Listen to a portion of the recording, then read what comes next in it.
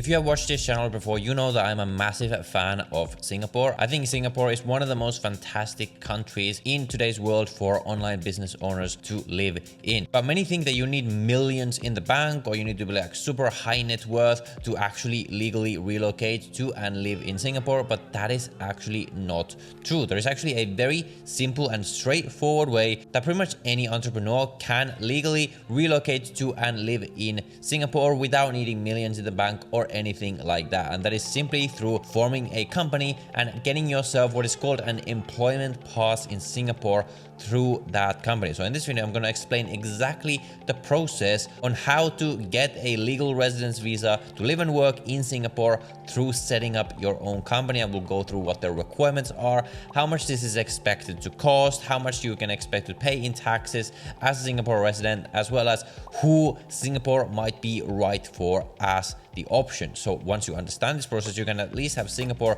on your radar as a possible place where you could feasibly move to. So your step one is to form a Singapore company, because what we will do then after this is use this company to hire yourself. Now, we won't go over all the steps and details of how to form a Singapore company as a foreigner, because I have a full guide on this channel on how to do that, what the steps are. By the way, it's a very, very easy process. And if you want to have someone do this for you, you can check out my contacts at Awesome in the first link down below in the description. The setup costs about $2,800, and they will essentially take care of this entire process for you. They will set up your Singapore company with no paperwork required on your part and completely online, so you don't even need to go to Singapore for this part. And for a very little extra fee, they will also handle the application for your employment pass, which is going to be what we'll mainly focus on in this video. It's a VIP service with full support along the way. They will also help you do your taxes right. They will help you understand all the compliance and everything like that. They will get you an accountant. They will help you get a bank account, essentially everything you need for your Singapore business for it to be set up and run properly throughout its lifetime. And they are a registered filing agent with the government, which, by the way, you need to use as a foreigner, because if you're a foreigner, you're not actually allowed to set up a Singapore company on your own. You need to use an agent to do this for you. So you can check them out in the first link down below in the description. And if you use that link, you actually get 16% off on this entire service. So after you have set up your company, the step two is to actually wait 6 months. And why is that? Because essentially, to get an employment pass by this company, you need to have your company registered for at least 6 months before you can apply for it. Now, maybe there's some way to do it without having it be 6 months, but it's going to be more difficult. So ideally, before you want to relocate to Singapore, you want to like think ahead and form your company at least 6 months before that. You can use that company in the meantime. You can like make it your main company if you want to, but in order to actually use it to relocate, you need to wait 6 months. And after that is step 3, which is to apply for your employment pass. Now, this is not as straightforward as simply hiring yourself and you just get the visa. Like I mentioned, there are some requirements, but luckily these requirements are very, very clear. So the key thing you want to familiarize yourself with is this site over here, which is in the website of the Ministry of Manpower, and this is called the Compass Points system. So essentially what this means is that you need to look through these points criteria, and there is a certain threshold of points that you need to get from all of these points criteria in order to actually qualify for this employment pass. And the way you're going to look at this is that first you need to look at stage 1, which is that you need to earn a minimum, which is called the EP qualifying salary, which is benchmarked to the top 1/3 of local employees' salaries by age. You can look at this link over here and see what the minimum qualifying salary is. So that means that if you're not in financial services, or if your company is not a bank or anything like that, from January 1st of 2025, the minimum salary that you need to have is $5,600. So essentially what that means is that as long as you make enough where you can pay yourself as the employee a salary of at least 5,600 Singapore dollars, which is a bit less than that in US dollars, then only then you move on to stage 2, which is actually looking at these points. So then after that, you need to pass this complementary assessment framework called Compass, where essentially what you're going to look at is this right here. So how to pass Compass? Your application needs to earn 40 points to pass Compass, and these are the categories that you can get these points from. So you have salary, qualifications, diversity, and support for local employment. However, if you're a small business, if we look at these two categories over here, diversity and support for local employment, it says here that if you have fewer than 25 employees, your application will score 10 points by default. If you have more than that, then we'll look at how diverse your employees are and things like that. But most people watching this probably have less than 25 employees.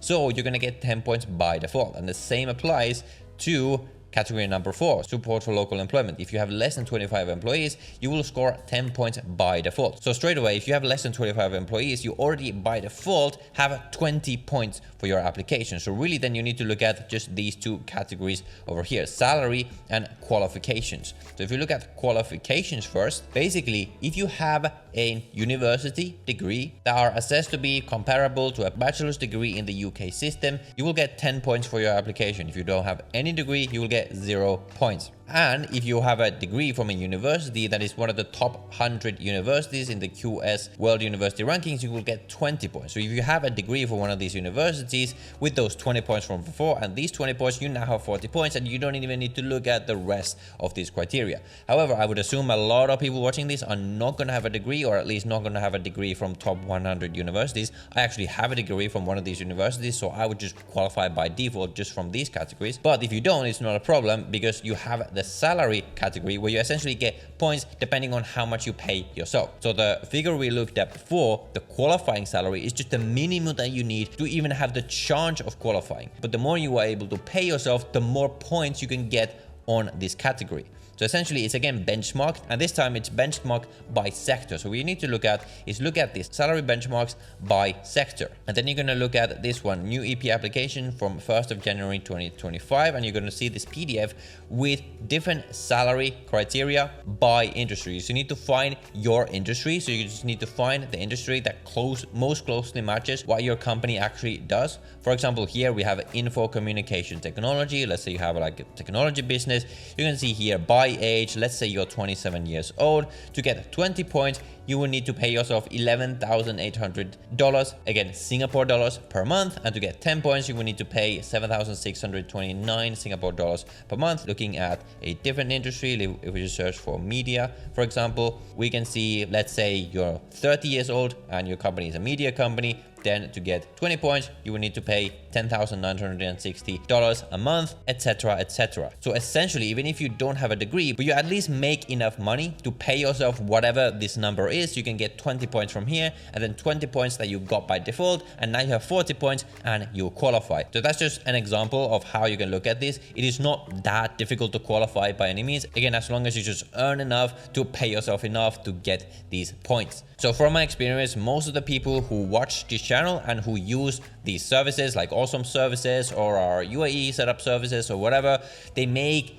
between 10 to 50,000 US dollars a month. So if you're in that bracket, in that category, you should be able to easily qualify for this employment pass, no problem. So after you have made sure that you qualify, you can send your employment plus application to the Ministry of Manpower. If you do this yourself, you can do it directly. But if you're using a service like Awesome, they will essentially handle this application for you. And before this, they will like ensure you have the right documents and you definitely qualify and everything like that. And after that, the timeline for this application is roughly 2 to 3 weeks. And after that, if it is approved, you're going to receive what is called an in-principle approval letter on your mail, which brings us to step 4, which is to enter Singapore to finalize your employment pass. So what you're going to get at this stage is a single entry visa that is valid for 6 months that allows you to enter Singapore for the purpose of finalizing your employment pass. And this in-principle approval letter is going to tell you whether you need to do a medical test or not. In some cases, you need to do a medical test in your home country, or you might need to do it